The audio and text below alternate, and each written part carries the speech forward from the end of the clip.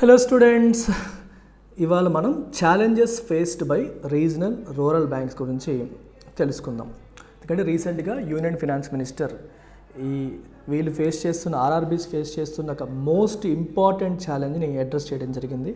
What is that most important and number one challenge? It is attrition rate. Attrition rate అంటే అర్థం ఏంటి? ఆర్ఆర్బీస్లో join అవుతున్న చాలామంది employees ఎక్కువ మంది విడిచిపెట్టి వెళ్ళిపోతున్నారు. ఎస్పెషల్లీ బ్యాంక్ ఆస్పిరెంట్స్ ఆర్ఆర్బీస్ కొట్టేసిన తర్వాత జాబ్ వస్తుంది, తర్వాత రూరల్ ఏరియాస్లో పోస్టింగ్ వేస్తారు. ఎక్కడో somehow they are not happy.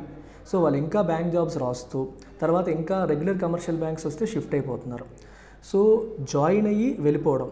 Attrition rate is nothing but rate at which employees depart an organization. ఒక ఆర్గనైజేషన్ నుంచి ఎంతమంది వెళ్ళిపోతున్నారు అనే మెట్రిక్నే మనం అట్రిషన్ రేట్ అని అంటాము.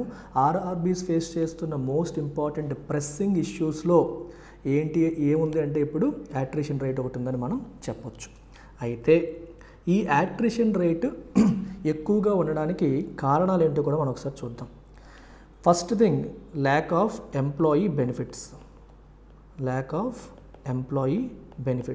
ఎంప్లాయీ బెనిఫిట్స్ ఆర్ఆర్బీస్లో ఉండట్లేదా అంటే ఉన్నాయి, లేవని కాదు. But in comparison to scheduled commercial banks, regular scheduled commercial బ్యాంక్స్తో కంపేర్ చేసుకుంటే ఓకేనా, పే స్కేల్ సేమ్ అయినప్పటికీ కూడా షెడ్యూల్డ్ కమర్షియల్ బ్యాంక్స్లో మీకు ఫెసిలిటీస్ ఎక్కువ ఉన్నాయి, superior facilities compare to RRBs. అక్కడ ఫెసిలిటీస్ ఎక్కువగా ఉండడం వల్ల ఇది వదిలేసి అటు వెళ్ళిపోవాలి అనే ఆలోచనలో వాళ్ళు ఉండడం అనేది జరుగుతుంది. మీకు లేటెస్ట్ నెంబర్స్ కూడా చెప్తాను. ఫైనాన్షియల్ ఇయర్ 2022లో ఆర్ఆర్బీస్లో 95,833 మంది ఎంప్లాయీస్ ఉంటే, అదే ఫైనాన్షియల్ ఇయర్ 2023లో ఎంప్లాయీస్ సంఖ్య 91,664కి తగ్గింది. ఈ డేటా ఎవరిచ్చారు మనకి? నాబార్డు వాళ్ళు ఇచ్చిన డేటా ప్రకారం ఇవి పరిస్థితి. సో చాలామంది విడిచిపెట్టి వెళ్ళిపోతున్నారు అనేది కనిపిస్తుంది. Major reason employee benefits scheduled commercial బ్యాంక్స్తో కంపేర్ చేస్తే ఇక్కడ తక్కువ ఉన్నాయి అనేది ఒకటి. రెండవది తీసుకుంటే ఛాలెంజింగ్ వర్క్ ఎన్వైరన్మెంట్ అనేది చాలా ఛాలెంజింగ్గా ఉంటుంది. ఎందుకని? ఎస్పెషల్లీ వీళ్ళు బాగా రూరల్ ఏరియాస్లో పనిచేయాల్సి ఉంటుంది. సిటీస్ నుంచి ఉన్న వాళ్ళు కావచ్చు, వేరే స్టేట్కి చెందిన వాళ్ళు కావచ్చు, వేరే స్టేట్లో ఇప్పుడు కర్ణాటక వాళ్ళు ఆంధ్రాలో వచ్చి రూరల్ ఏరియాస్లో పనిచేయాలన్నా, ఆంధ్ర వాడు కర్ణాటక రూరల్ ఏరియాస్లో పనిచేయాలన్నా వాళ్ళకి చాలా ఛాలెంజింగ్ ఉంటుంది. ఎందుకంటే they have to adapt to rural life. అందరూ రూరల్ నుంచి ఉన్న వాళ్ళే కాదు కదా, ఈ అర్బన్లో ఉన్న వాళ్ళు రూరల్ లైఫ్కి అలవాటు పడడానికి ఇబ్బంది పడతారు. రూరల్ వాళ్ళు అర్బన్లో హ్యాపీగా ఉండిపోతారు, ఎక్కడైనా రూరల్ వాళ్ళు బతికేస్తారు. కానీ అర్బన్ వాళ్ళకి ఎక్కువ ఫెసిలిటీస్కి అలవాటు పడిన వాళ్ళకి రూరల్లోకి వెళ్ళడానికి so they are finding it difficult to adapt to rural లైఫ్కి అలవాటు పడడానికి ఇబ్బంది పడడం వల్ల అనేది struggle to adapt to rural life అనేది అనదర్ ప్రాబ్లంగా మనం చెప్పొచ్చు.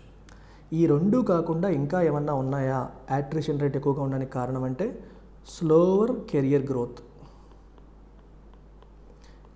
గ్రోత్ అనేది షెడ్యూల్డ్ కమర్షియల్ బ్యాంక్స్తో పోల్చుకుంటే మనకి గ్రోత్ అనేది తక్కువ ఉంటుంది.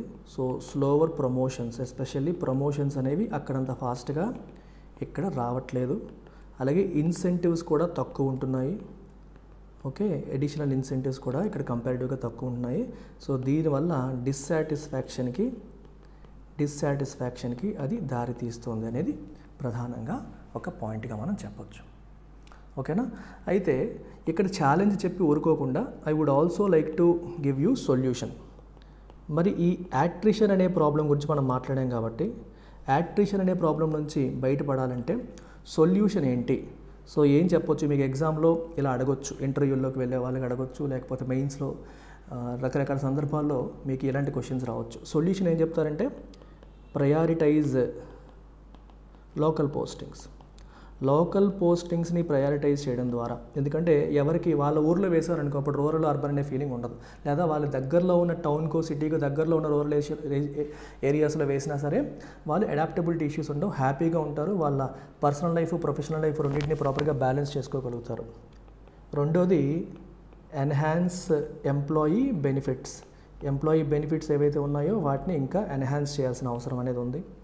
అండ్ యాక్సలరేట్ కెరియర్ గ్రోత్ని యాక్సలరేట్ అయ్యేటట్టు మోర్ ఆపర్చునిటీస్ ఫర్ ప్రమోషన్ అనేది కల్పించాల్సిన అవసరం కూడా ఆర్ఆర్బీస్కి ఉంది. ఓకే, అలాగే ఎస్పెషల్లీ ఎంప్లాయీ బెనిఫిట్స్ అని చెప్పినప్పుడు ఇక్కడ లైక్ హౌస్ లోన్ కావచ్చు, హోమ్ లోన్ ఇస్తారు కదా, హోమ్ లోన్ బెనిఫిట్స్ కావచ్చు, అలాగే హెల్త్ కేర్కి సంబంధించి ఇచ్చే మీరు ఇన్సూరెన్స్ పాలసీలు కావచ్చు. ఓకే, ఇట్లాంటివన్నీ కూడా బెటర్గా రిటైర్మెంట్ ప్లాన్స్ కావచ్చు, ఇంకా మంచివి ఇవ్వడం ద్వారా వాళ్ళని ఎంకరేజ్ చేయొచ్చు అనేది ప్రధానమైన పాయింట్. అలాగే సపోర్టింగ్ వర్క్ ఎన్వైరన్మెంట్లో వాళ్ళకి కల్చర్ అనేది బాగుండాలి, వాళ్ళు ఎక్సైట్ అయ్యేలాగా ఇంట్రెస్టింగ్గా ఉండాలి, ట్రైనింగ్ ఇస్తూ ఉండాలి, ఫ్లెక్సిబుల్ వర్కింగ్ అవర్స్ అనేవి ఉండాలి, ప్రొఫెషనల్ డెవలప్మెంట్ ప్రోగ్రామ్స్ లాంటివి కండక్ట్ చేయాలి. ఇలాంటివి చేయడం ద్వారా ఇంప్రూవ్ చేయడానికి అవకాశం ఉంటుంది. అండ్ ఫైనల్గా ఇంకో పాయింట్ ఇక్కడ పైన రాస్తున్నాను, డిజిటల్ క్యాపబిలిటీస్ బాగా ఇంప్రూవ్ చేయాలి.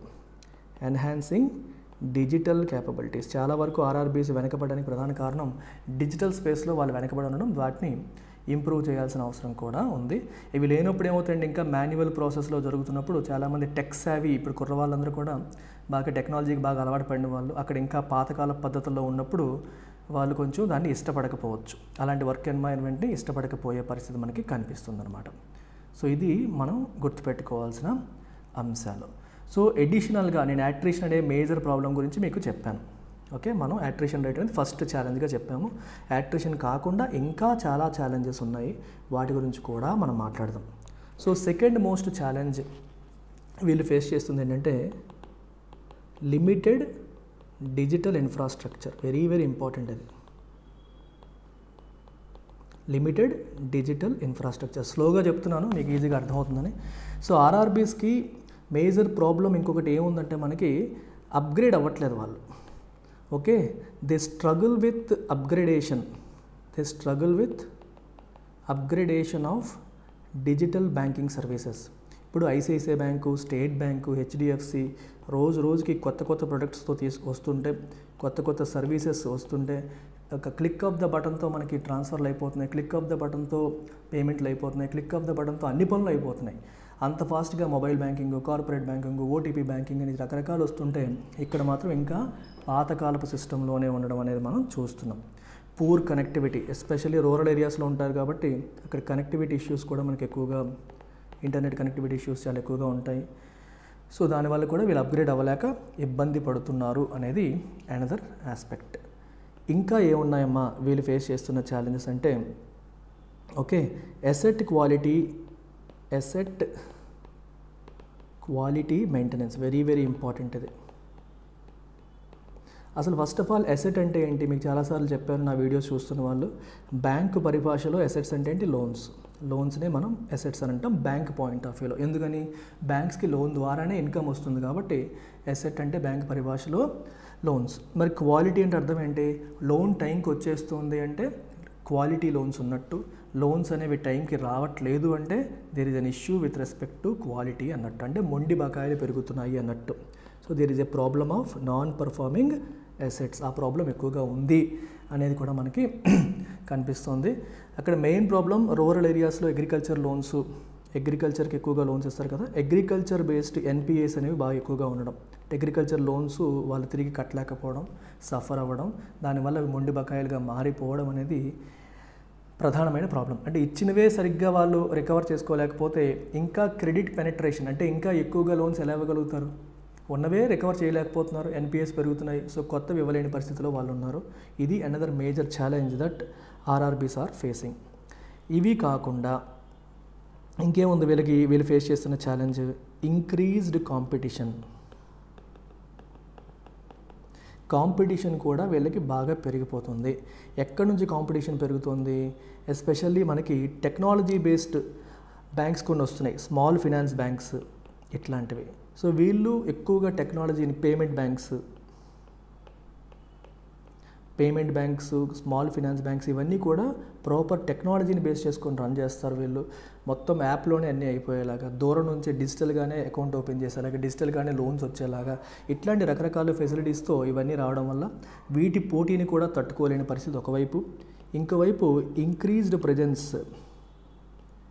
Increased presence of private banks. ఒకప్పుడు ఏంటంటే రూరల్ ఏరియాస్కి ఏం వెళ్ళేవి కాదు. ఇప్పుడు ప్రైవేట్ బ్యాంక్స్ కూడా రూరల్ ఏరియాస్లో కూడా బ్రాంచెస్ పెడుతున్నాయి. వాళ్ళకి అర్థమైంది అక్కడ కూడా మనకి సంపాదించడానికి, ప్రాఫిట్ తెచ్చుకోవడానికి స్కోప్ కనిపిస్తుందని చెప్పి ప్రైవేట్ బ్యాంక్స్ ఎక్కువగా రావడం వల్ల కాంపిటీషన్ బాగా ఇంటెన్సిఫై అయిపోతున్నాయి.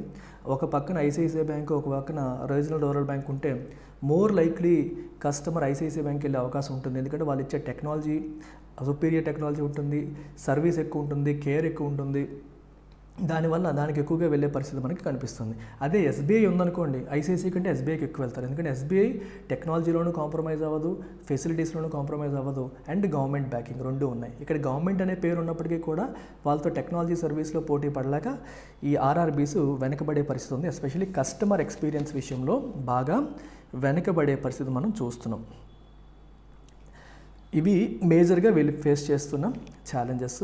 ఇవి కాకుండా ఇంకా ఏముంది అంటే దే ఆర్ ఫేసింగ్ ప్రెషర్. పైనుంచి వాళ్ళకి ప్రెషర్ ఉంది. దేనికి? To increase credit penetration. Credit penetration అంటే అర్థం ఏంటమ్మా? క్రెడిట్ అంటే అప్పు, పెనిట్రేషన్ అంటే ఇంకా ఎక్కువ ఏరియాస్కి ఎక్కువ మందికి ఇచ్చేలా చెయ్యాలి అనేది పైనుంచి వాళ్ళకు వస్తున్న ప్రెషర్. అన్ఫార్చునేట్లీ వాళ్ళు దాన్ని ఓవర్కమ్ చేయలేకపోతున్నారు.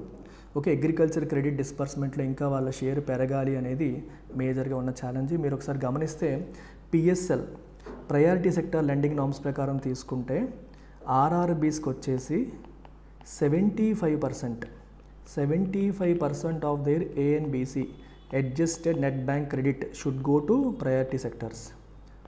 అదే రెగ్యులర్ కమర్షియల్ బ్యాంక్స్కి వచ్చేసి 40% of ANBC adjusted net bank credit అనేది ప్రయారిటీ సెక్టర్స్కి ఇస్తే సరిపోతుంది. కానీ వీళ్ళకి 75% ప్రయారిటీ సెక్టర్స్కి ఇవ్వాలి. ప్రయారిటీ సెక్టర్స్ అంటే అర్థం ఏంటి మనకి? Agriculture, education, housing, exports, MSMEs, renewable energy, ఇట్లాంటివన్నీ కూడా మనకి ప్రయారిటీ సెక్టర్స్లోకి వస్తాయి. సో ఇక్కడ ప్రాఫిట్స్ ఎక్కువ రావు, కానీ వాటికి ఎక్కువ ఇవ్వాలని గవర్నమెంట్ నుంచి ప్రెషర్ ఉంటుంది. సో ఇలాంటి వాటికి ఎక్కువ ఇచ్చినప్పుడు తిరిగి రికవరీలు ఇబ్బంది అయ్యి దానివల్ల దేనికి దారితీస్తుంది? It is leading to issue of NPAs. అది another major challenge. Scheduled commercial బ్యాంక్స్తో పోల్చుకుంటే వీళ్ళకి నాన్ పర్ఫార్మింగ్ అసెట్స్ లేదా మొండి బకాయిలు అనేవి కంపారిటివ్గా చాలా ఎక్కువగా ఉండడం అనేది కూడా జరుగుతుంది. వాటి నుంచి బయటికి రావడానికి కూడా వాళ్ళు చాలా స్ట్రగుల్ అవుతున్నారు అనేది చాలా చాలా ఇంపార్టెంట్ పాయింట్. అయితే ఇప్పుడు ఈ ఛాలెంజెస్ అన్నీ విన్నాం. మరి సొల్యూషన్స్ ఏంటి? మనం ఏం చెప్పొచ్చు? ఆర్ఆర్బీస్ని ఇంప్రూవ్ చేయడం కోసం ఏమేం చేయొచ్చు అని అడిగితే ఏం చెప్తారు? ఏమేం చేయొచ్చు అని అడిగితే మనం ఏం చెప్పొచ్చు అంటే, ఒకటి డిఫరెంట్ ఆపర్చునిటీస్. మనకేంటంటే వాటి యొక్క ఆపరేషనల్ మోడల్స్ని రివ్యూ చేయాలి. Way to review their operational model. అంటే ప్రజెంట్ అవి ఆపరేట్ అవుతున్న మోడల్ని మనం రివ్యూ చేయాల్సిన అవసరం అనేది ఉంది. The way they are operating right now maybe is not great. అంటే చిన్న ఆర్గనైజేషన్స్గా ఉంటున్నాయి, వాటి క్యాపిటల్ బేస్ తక్కువ ఉంటుంది, వాళ్ళకున్న ఫండ్స్తో అంత లేటెస్ట్ టెక్నాలజీని వాళ్ళు అప్గ్రేడ్ చేసుకోలేని పరిస్థితిలో ఉన్నారు. So one solution is to merge.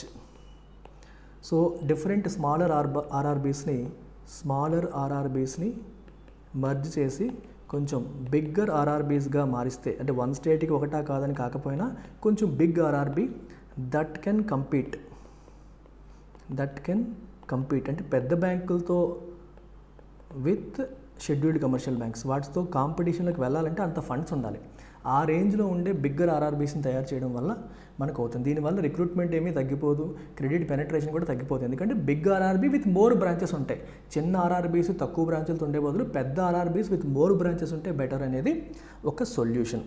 రెండోది, ఈ ఆర్ఆర్బీస్ ఏవైతే ఉన్నాయో వీటిని జనరల్గా ఇండస్ట్రియల్ క్లస్టర్స్, మీరు ఎంఎస్ఎంఈస్ అన్నీ కూడా micro small medium enterprises MSMEs అంటాం కదా, ఇవన్నీ జనరల్గా ఒక పర్టికులర్ ఏరియాలోనే కాన్సన్ట్రేట్ అవుతాయి. టెక్స్టైల్ క్లస్టర్ అని, ఆ క్లస్టర్ అని, ఈ క్లస్టర్ అని, అలాంటి క్లస్టర్స్తో వీటిని మ్యాప్ చేయడం ద్వారా, సో ఎక్కువైతే ఇండస్ట్రీలు ఎక్కడిగా కాన్సన్ట్రేట్ అయ్యి ఉన్నాయో అక్కడ వీటిని పెట్టారనుకోండి, వీళ్ళు ఎలాగో ప్రయారిటీ సెక్టర్ లెండింగ్ నామ్స్ ప్రకారం వాళ్ళకి ఎక్కువ ఇవ్వాల్సి ఉంటుంది. సో వాటికి మ్యాప్ చేయడం ద్వారా కూడా మనం క్రెడిట్ డెలివరీని ఎన్హాన్స్ చేయొచ్చు, వీళ్ళ టార్గెట్స్ అవుతాయి, అన్ని రకాలుగా కూడా మనకి ఉపయోగపడుతుంది అనేది మనం గుర్తుపెట్టుకోవాలి. సో ఇవి మేజర్గా ఒక 2-3 మనం చెప్పగలిగేవి. అండ్ ఆబ్వియస్గా యాట్రిషన్ పరంగా ఏం చేయాలని నేను ఆల్రెడీ చెప్పాను సొల్యూషన్స్. ఇవన్నీ మనకి ఉపయోగపడే topics. I hope it makes some sense to you. Take care. By.